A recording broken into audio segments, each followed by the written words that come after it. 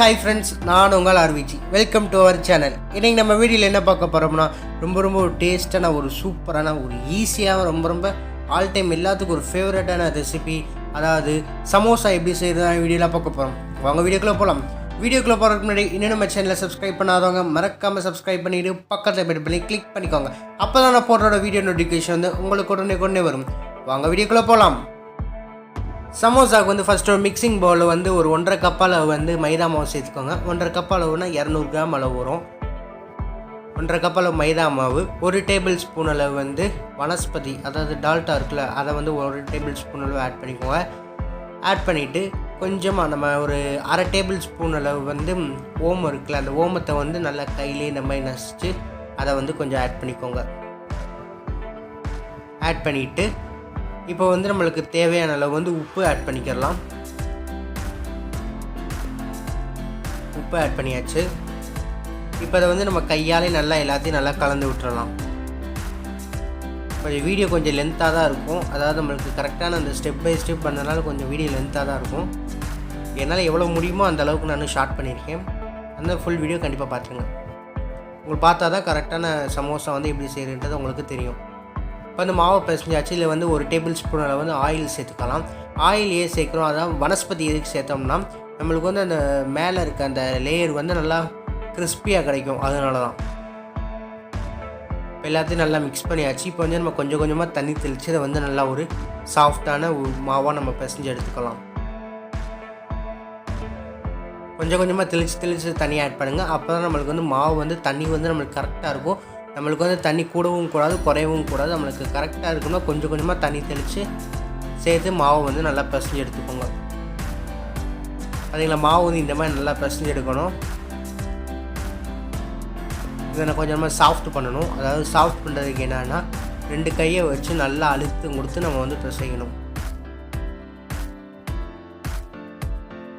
நல்லா அழுத்திட்டு இந்த மாதிரி இழுத்து பிசைஞ்சால் தான் ஒன்று வந்து மாவு வந்து நல்லா பைண்ட் ஆகும், நல்லாவும் சாஃப்டாகவும் நம்மளுக்கு கிடைக்கும். இந்த மாதிரி கிட்டத்தட்ட ஒரு 7 நிமிஷம் அளவுக்கு நல்லா அப்படி பண்ணிக்கோங்க.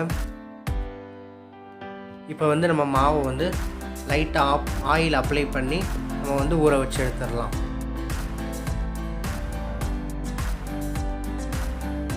இந்த மாதிரி சாஃப்டாக இருக்கணும். லைட்டாக கொஞ்சம் ஆயிலை 1 டேபிள் ஸ்பூன் ஆயிலை வந்து போட்டு நல்லா மிக்ஸ் பண்ணி விட்டுக்கோங்க மேலே நல்லா, ஏன்னா அது காயாமல் இருக்கணும், அதனால தான்.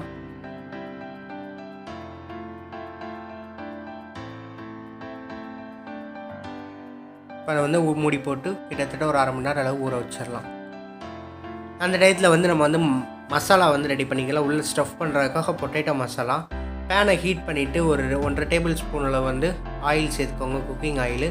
சேர்த்ததுக்கப்புறம் ஒரு 1/2 டேபிள் ஸ்பூன் அளவு வந்து கடுகு சேர்த்துக்கோங்க. கடுகு வந்து நல்லா பொரியட்டும்.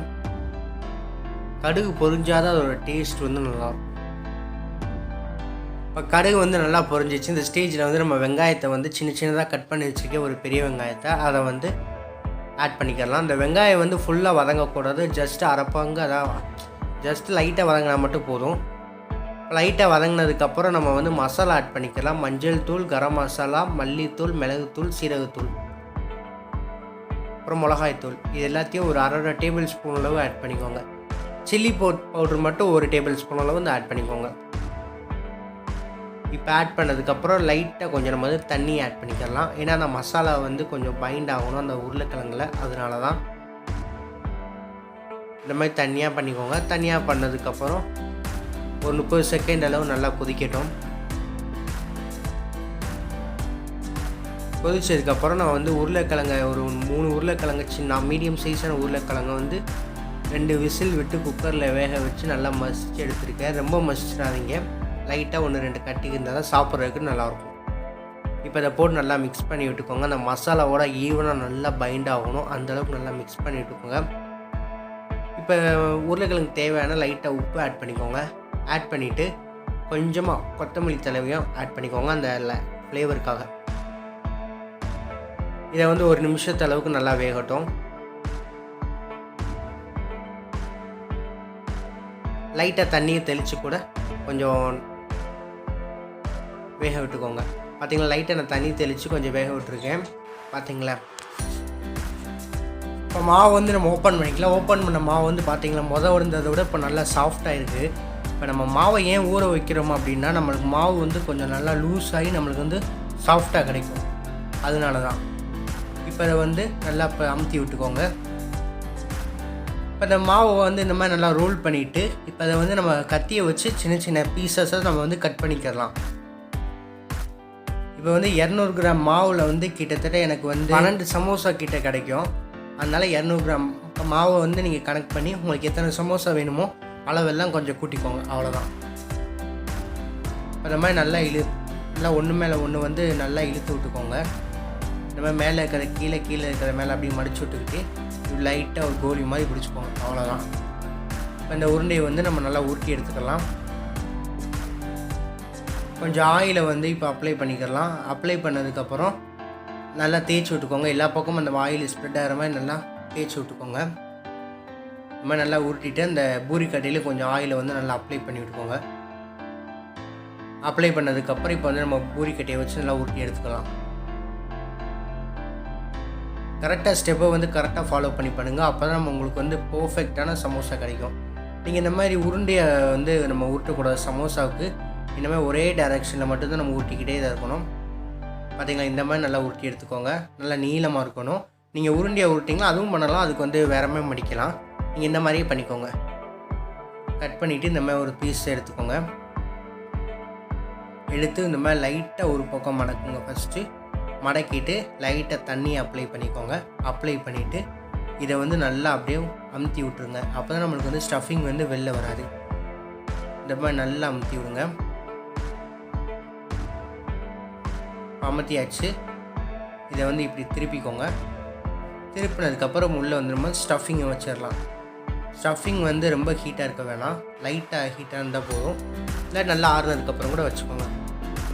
வச்சுட்டு மடக்கிறதுக்கு முன்னாடி லைட்டாக தண்ணி வந்து நம்ம அப்ளை பண்ணணும். இந்த மாதிரி நல்லா அழுத்தி பிடிச்சிக்கோங்க.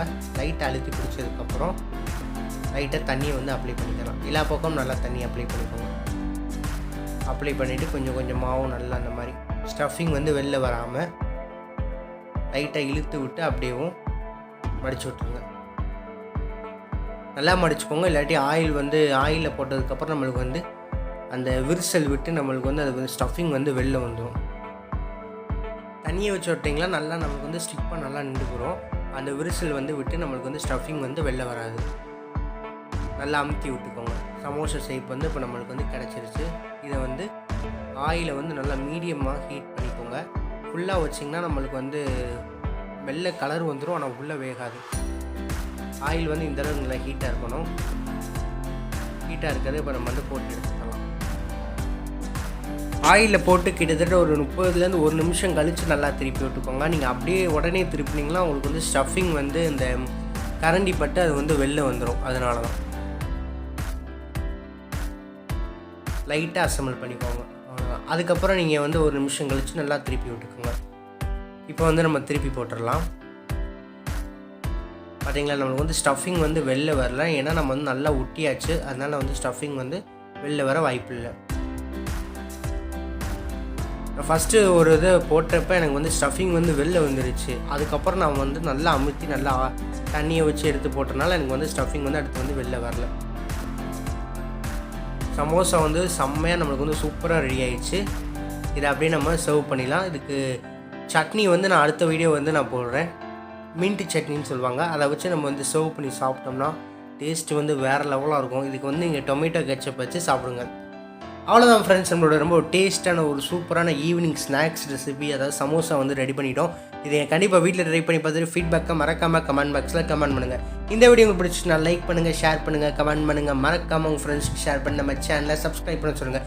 சப்ஸ்கிரைப் பண்ணிவிட்டு பக்கத்தில் பெல் பண்ணி கிளிக் பண்ண சொல்லுங்கள். அப்போ தான் நான் போகிற வீடியோ நோட்டிஃபிகேஷன் உங்களுக்கு ஒன்று வரும். இன்னொரு அருமையான லிஸ்ட் நம்ம செஞ்சுக்கலாம். தேங்க்ஸ் ஃபார் வாட்சிங் திஸ் வீடியோ.